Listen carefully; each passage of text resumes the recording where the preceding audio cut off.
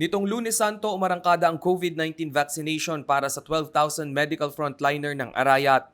Higit 300 individual na ang nakatanggap ng Sinovac vaccines at may laang ding AstraZeneca para sa mga 60 years old and above. Sa initial vaccination plan ng local IATF, posibleng hanggang Holy Wednesday ay itutuloy nila ang pagbabakuna. Kabilang sa mga unang nakatanggap ng Sinovac ang barangay health worker mula San Antonio na si Melvie Mandami. Wala naman siyang naramdamang kakaibang side effect bukod sa pamimigat ng braso. Mas kampante na rin umano siyang gampanan ng kanyang tungkulin dahil naniniwala siya sa pagiging epektibo ng bakuna. Siguro hindi na ako nagne-nervous na maano sa COVID. Kasi kasi kami, lagi kami nasa labas. So at least kami protektado na. Nilinaw naman ni Melvie na hindi dahilan ng bakuna upang magpakakampante ang mga nakatanggap nito.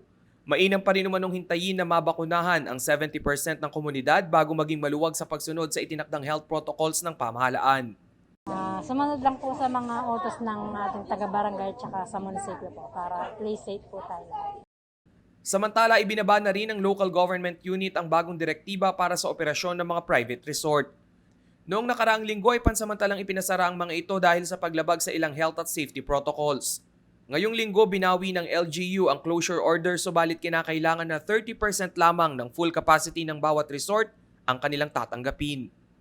Isa ang Arayat sa may pinakamababang kaso ng COVID-19 sa buong Pampanga. As of March 28, 2021, 190 ang confirmed cases sa bayan. 57 ang active, 127 ang recovered at 8 ang namatay. Rainiel Pawid, CLTV News. Thank you.